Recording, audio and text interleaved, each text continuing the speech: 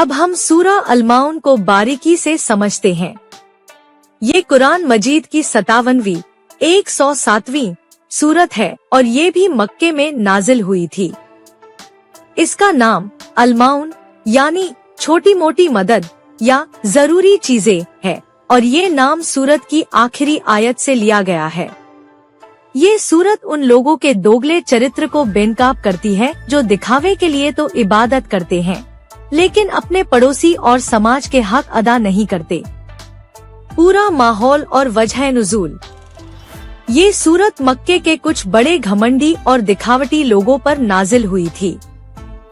कहा जाता है कि ये आयतें अबू सुफियान, अबू जहल या वलीद बिन मुगीरा जैसे लोगों के बारे में उतरी। हालांकि इसका सबक हर उस शख्स के लिए है जो ऐसा करे। ये लोग नमाज पढ़ने, रोजा रखने का दिखावा तो करते थे लेकिन उनके दिल में अल्लाह का खौफ नहीं था।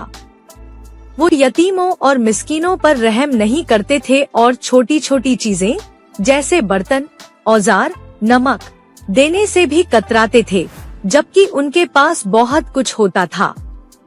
उनकी नमाज सिर्फ लोगों को दिखाने के लिए होती थी, दिल से नहीं। इस सूरत का मकसद ऐसे ढोंगी लोगों की पोल खोलना और ये बताना था कि असली ईमान वही है जो इबादत और इंसानियत दोनों को जोड़ता है। सूरत की तशरीह, व्याख्या और उसके अंदरूनी पहलू।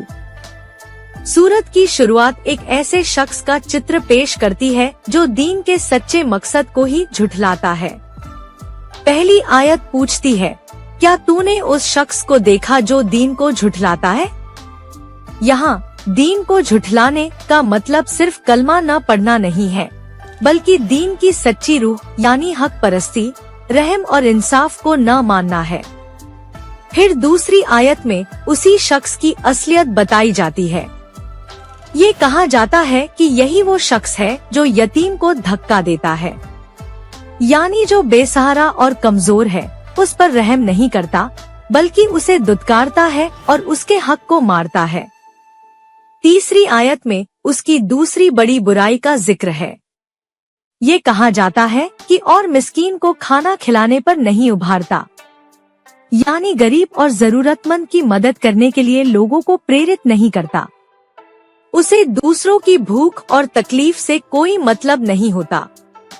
इसके बाद सूरत उन ढोंगी मुसल्लियों, नमाज पढ़ने वालों के लिए एक सख्त चेतावनी लाती है जिनकी नमाज बेकार है। चौथी आयत कहती है, तो उन नमाज पढ़ने वालों के लिए बड़ी हलाकत, बर्बादी है। यानी जो लोग सिर्फ दिखावे के लिए नमाज पढ़ते हैं, उनकी इस रियाकारी, ढोंग की सजा बहुत भारी होगी। फिर 5वीं आयत में उनकी नमाज की पहली बड़ी कमी बताई गई है, ये कि वो अपनी नमाज से गाफिल हैं। यानी वो नमाज में दिल नहीं लगाते, उनका दिमाग इधर उधर भटकता रहता है। उन्हें नमाज का मतलब और उसकी अहमियत का एहसास ही नहीं है। छठी आयत में उनकी दूसरी बड़ी बुराई बताई गई है, ये कि वो लोगों को दिखाने के लिए नमाज पढ़ते हैं।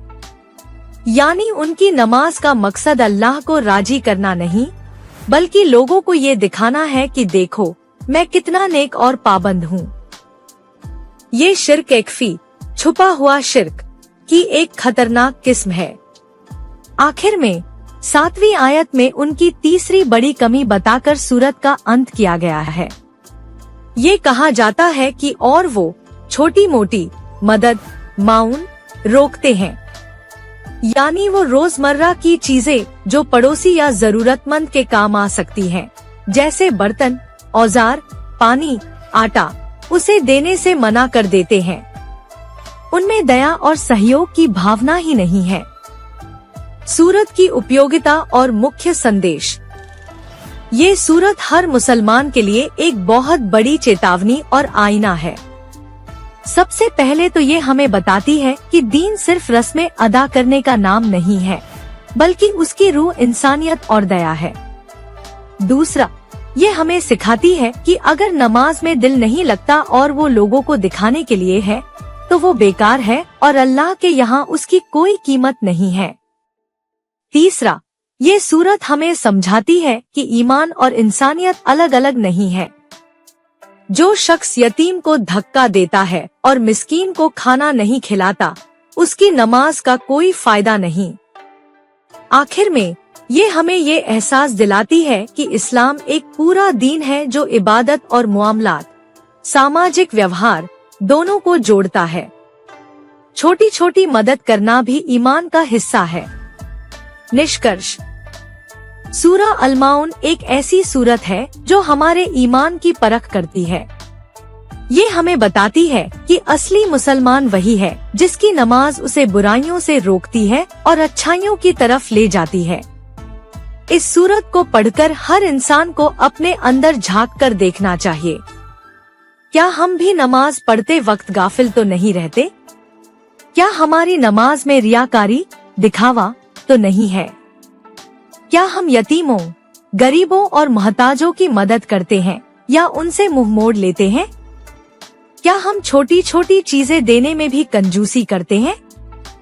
अगर हमें ये बुराइयां हैं, तो हमें तुरंत तौबा करके अपने ईमान और अमल को सुधारना होगा।